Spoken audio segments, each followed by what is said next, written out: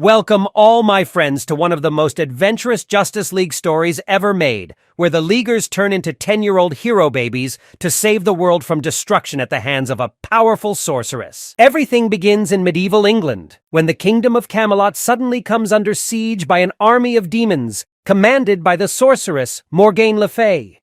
Inside the castle, a knight named Jason Blood tricks the soldiers who are guarding the cast gates, and secretly opens the gate, letting her forces in. She embraces him as her love, then gives him a poisonous kiss that cripples him. As chaos envelops the castle, Merlin looks down on Jason and remonstrates. For his selfish and misguided love, he has doomed Camelot.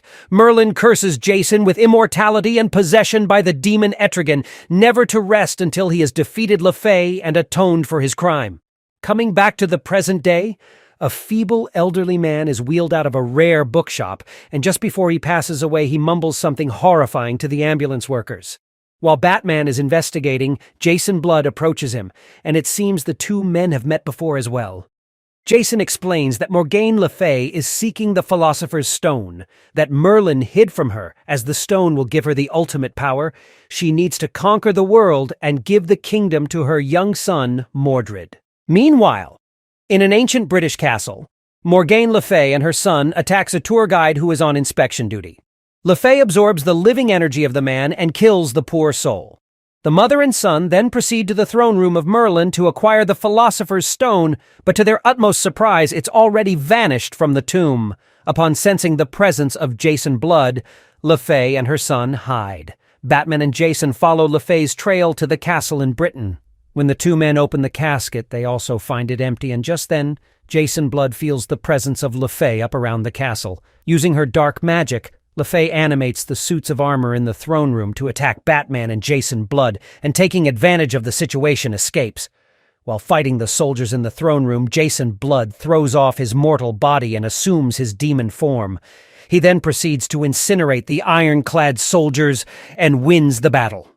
In the aftermath, Batman and Etrigan are joined by the rest of the Justice League. Flash gets on the bad side of Etrigan after mocking him for his bad breath and feels the wrath of the demon Etrigan. John suggests that he try to locate Le Fey telepathically. As he reaches out, Le Fey senses the intervention by John. She quickly seizes his mind and feeds it with an illusion. He suddenly sees himself on Mars before the war that destroyed it and reunited with his lost wife and children. John is quite surprised, but shares his moment with his loving family. Only then the demon Etrigan breaks into the illusion and it dispels, saving John from the horrifying moment, causing huge emotional trauma to the Martian. Working in parallel in their own different ways, both Le Fey and the League deduce two leads to the stone. Although John appears to have come back from his mental torture, Etrigan encourages the Batman not to trust the Martian. Meanwhile, Le Fey also discovers the archaeologists who excavated the castle right after World War II and plans to visit the duo with her son. Batman, John, and Etrigan track down one, Henry Moss, who now teaches at a university. They encounter the professor, but does a mistake by sending in Etrigan first. Etrigan interrogates the professor, only for him to go into a state of shock. Batman and John arrives later and agrees on a plan to wait for Le Fey, as she will be also hunting down the professor for information. At the same time, Wonder Woman and Flash go to a costume party being thrown by the other archaeologist, Harv Hickman, now a wealthy magazine tycoon. At first, their superhero costumes fail to impress the guards, but Harv immediately takes a shine to Diana, calling her a goddess because of her beauty and revealing armor, kisses her hand, and welcomes her in. Le Fey appears in Moss's home and attacks the professor, who turns out to be John in disguise. Batman and Etrigan attack, but Morgaine Le Fey retaliates and hits John with another vision of his family. John hesitates, giving her the opening to seriously wound Batman and escape. After the battle, Batman wakes up in the Watchtower's infirmary. Etrigan has left to join Wonder Woman, but John is there, and he apologizes, confessing that the need to see his family alive again is almost too much for him to resist. Meanwhile, at Hickman's party, Diana is inwardly repulsed by Harv's narrow, self-centered views, but plays up the role of a vacuous model type to convince him to show her the stone, which he confides is the source of his wealth and fame. Flash is busy entertaining a couple of bikini models by the fountain pool, while Wonder Woman is taken to Hickman's private chambers. Just then, Morgaine arrives. Diana grabs the stone, and Morgaine transforms Hickman into a giant worm creature to attack her. Diana is caught by the worm creature, and she crashes into the fountain pool where Flash is hanging out with the girls. Soon, Diana and Flash both take the fight against the creature. Le Fey manages to pull the stone towards her, although Diana hangs onto it with all her might. And just then arrives Etrigan and tells Diana to run, getting the stone as far away from Morgaine as possible, while he holds her off. Diana reluctantly obeys, while Flash evacuates the party guests. When Diana escapes, Morgaine's rage causes a magical blast powerful enough to vaporize the whole mansion. Hickman, returned to normal, stumbles out of the wreckage in his shorts and faints. The stone is locked up in the Watchtower's secure vault, and Flash congratulates the team on a mission accomplished. Etrigan refuses to relax, and once again, the two hotheads clash against each other. Meanwhile, John is continuing to daydream about his wife and children, and knowing this perfectly well, Le Fey attempts to further weaken John and get him under her spell. Diana is creeped out, with Etrigan watching all their activities while guarding the premises, but Batman brushes it off, saying he would prefer him as his friend and not his enemy.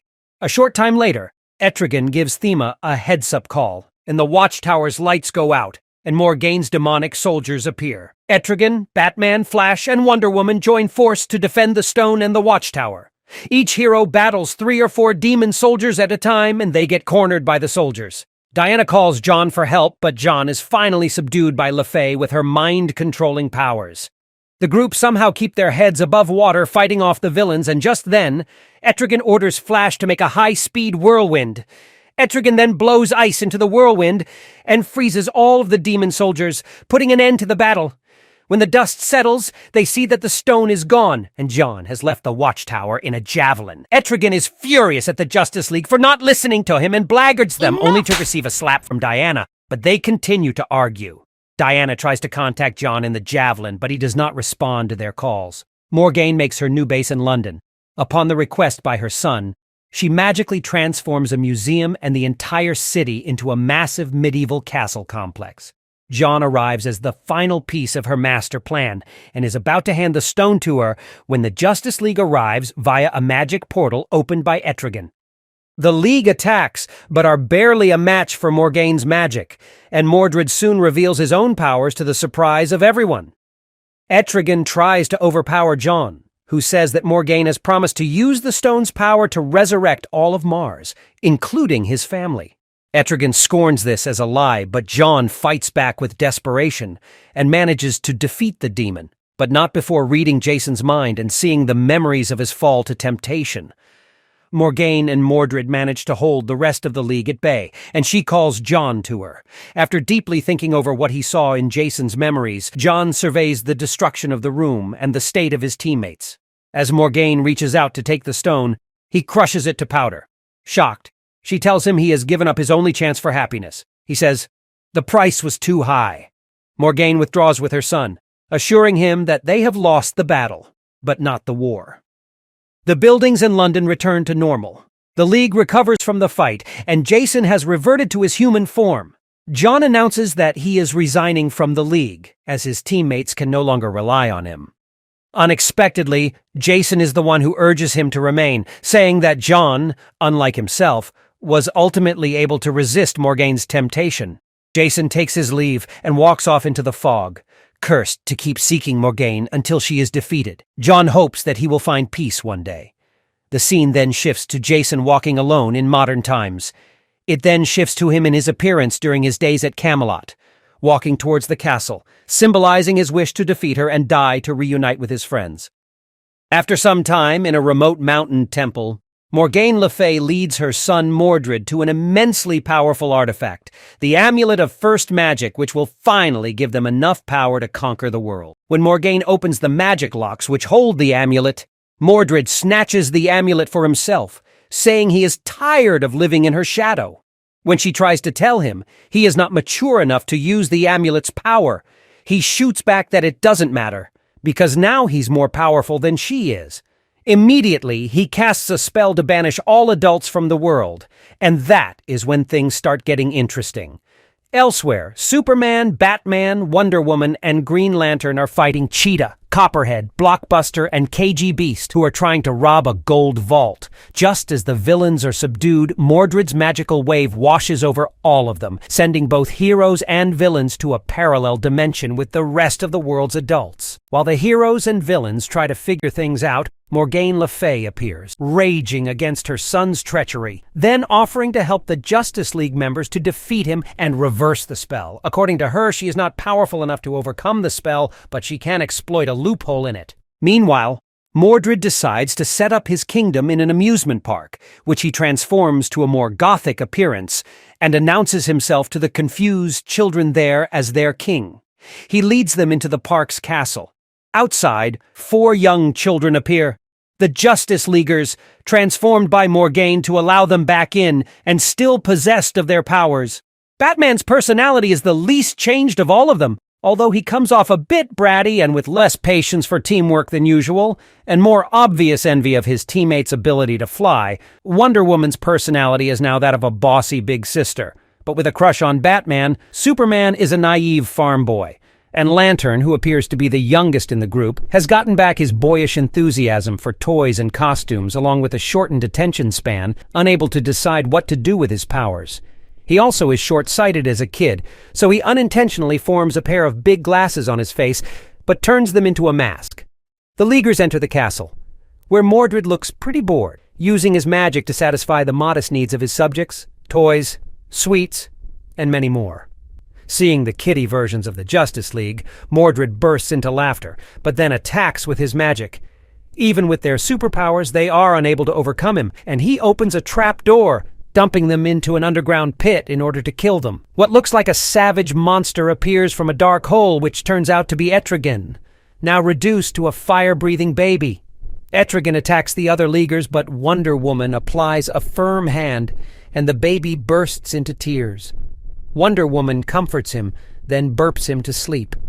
Upon realizing that the monster needs a diaper change, however, she immediately hands Etrigan off to Superman, and Wonder Woman, along with Batman and Green Lantern, rushes off. The League makes their way out of the dungeon, and after Wonder Woman lectures all the rampaging children in a big sister manner, and clears them off to safety, the group attempt to do the job by stealth this time. Your girlfriend sure is bossy. Shut up! Batman orders them to encircle Mordred's throne quietly and sneak up to him. I'll go with Bruce, and John can go with Clark. Whatever. What's with them? Man, for somebody with like 50 different kinds of vision, you are so blind. The plan doesn't go quite smoothly, and they are forced to retreat into Mordred's castle while locking Mordred out of it. Inside, Green Lantern offers one of his many childish ideas, but is immediately shut down by Batman again, who begins to bark orders. Batman pauses, however, upon seeing the hurt and disappointed look on Lantern's face, and then suggests that Lantern go through with his plan and fight Mordred while the others take other approaches. In the end, they manage to get the amulet away from Mordred, and finally Etrigan bites into it, destroying it. However, Mordred has still absorbed enough of Amulet's magic to wield it against the League, and he subdues all of them. As he holds them helpless, preparing to kill them, a little girl appears, wanting her mother. Flustered, Mordred tells her that she doesn't need one, and the League taunts him, saying that, for all his power, he is still just a boy with no idea of an adult's responsibilities, and that he's afraid to grow up.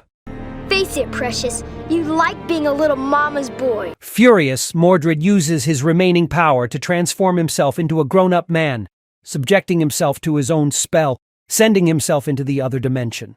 Having fulfilled their end of the bargain, Morgaine appears and restores the League and the world to normal. Batman asks what happened to Mordred, and Morgaine tells him that now all Mordred has is eternal life, as he used up the last of the amulet's power. In a remote castle, Morgaine returns to look after her now impossibly old, feeble son. Thank you for watching Second Look. Like, comment, share, and subscribe for more awesome videos. Have a nice day.